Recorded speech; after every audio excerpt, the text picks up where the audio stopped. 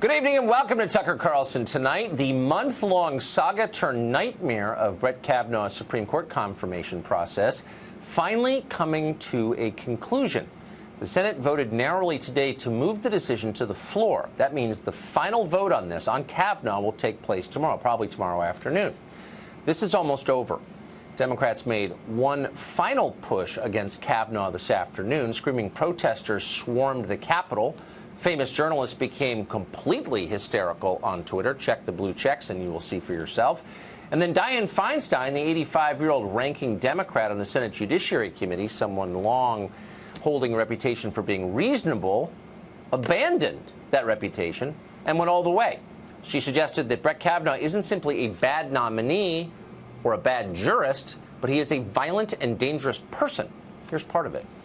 At the hearing last week, we saw a man filled with anger and aggression.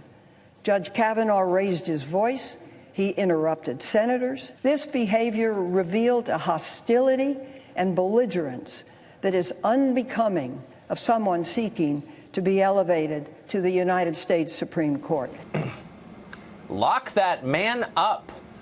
Well, for much of the day, Brett Kavanaugh's fate seemed uncertain. It ping-ponged back and forth. Republican Senator Lisa Murkowski of Alaska wound up voting with the Democrats. And then she issued a bizarre statement in which she said that Kavanaugh is a good man, but should not be on the Supreme Court. In other words, Brett Kavanaugh was falsely accused of gang rape, and that false accusation means he can't be a Supreme Court justice because false accusations are disqualifying for the victims of them. Keep in mind that Lisa Murkowski is an actual U.S. senator, hard to believe, but true. And then in the mid-afternoon, something remarkable happened, something that very few expected.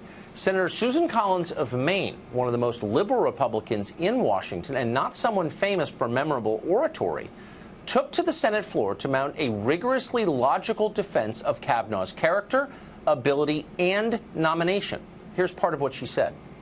The facts presented do not mean that Professor Ford was not sexually assaulted that night or at some other time, but they do lead me to conclude that the allegations failed to meet the more likely than not standard.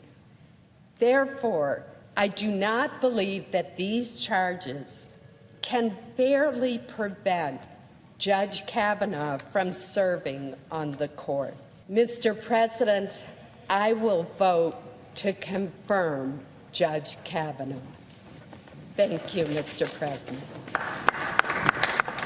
This was not an emotional speech, and for that reason, it was very different from virtually anything we've heard for the past month. It was an argument rooted in reason, and it had a huge effect. The dam broke almost immediately after. West Virginia Democrat Joe Manchin announced that he, too, will support Kavanaugh. Manchin gives the nomination the necessary 50 votes.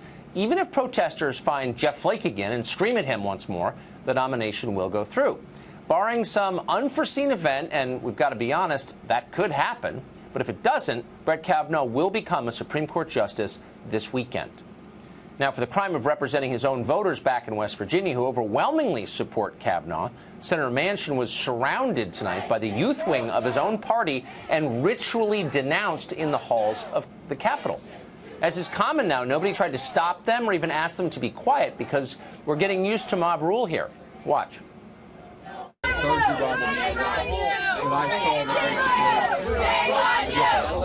on you! Shame on you! South Carolina. These kinds of scenes are everywhere in Washington tonight, we're sad to tell you. The left has given up on making its own case. Activists no longer try to convince anyone of anything. Instead, they scream and bully. As a tactic, this can be effective. It worked for many years for the mafia, for example. But there is a cost to it, especially when it's on television. Normal people find it scary and unreasonable because that's exactly what it is, scary and unreasonable. The left is going too far, and it's alienating even liberal Republicans like Susan Collins. I am thinking in particular not of the allegations raised by Professor Ford, but of the allegation that when he was a teenager, Judge Kavanaugh drugged multiple girls and used their weakened state to facilitate gang rape. This outlandish allegation was put forth without any credible supporting evidence. That outlandish story Senator Collins is referring to, of course, was all over the other cable channels, repeated uncritically for weeks. It was, of course, a fantasy. It was promoted by Stormy Daniels' attorney, the world's creepiest porn lawyer, who is now, by the way, a leading Democratic presidential candidate, if that tells you anything about the moment we're living in. He, creepy porn lawyer, lashed out at Susan Collins on Twitter today. He called her speech, quote, entirely disingenuous and shameful. But by this point, even Democrats were starting to understand that the freak show they have unleashed is beginning to hurt them. Ken Vogel at the New York Times even wondered aloud on Twitter if the creepy porn lawyer might be, quote, a double agent all along, working for the Republicans. Unlikely, but he's helped them. Out in the field, though, they never got the memo, the one about trying to seem non-crazy for the sake of not scaring the voters. Progressive leader Linda Sarsour spoke for many on the left when she attacked Susan Collins for the color of her skin.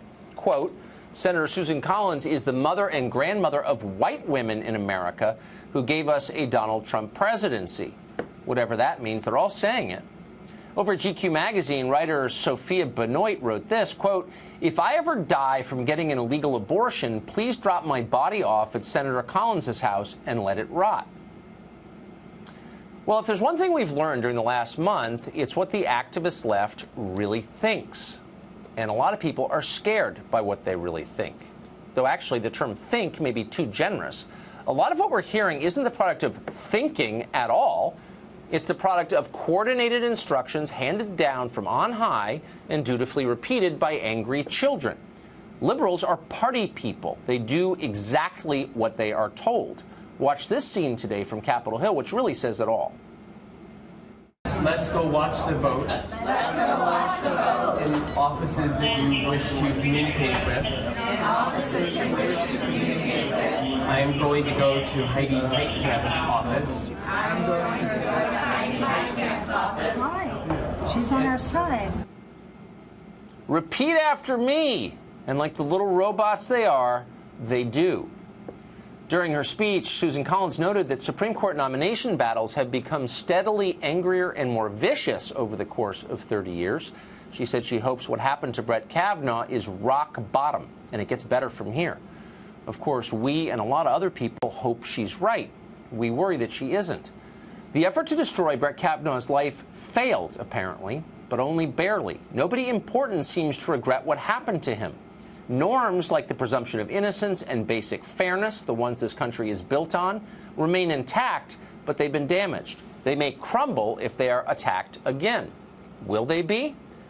Well, that really depends on voters. If voters reward mob justice in November, the screaming robots you just saw on your screen, we're going to get more of it, because that's the way the system works. If voters reject it, the Democrats may rethink the strategy and get back to arguing on behalf of what they say they believe, which would be a massive improvement over sending out their youth wing to scream at people. For once, these midterms really matter. They will determine the course of the Democratic Party going forward.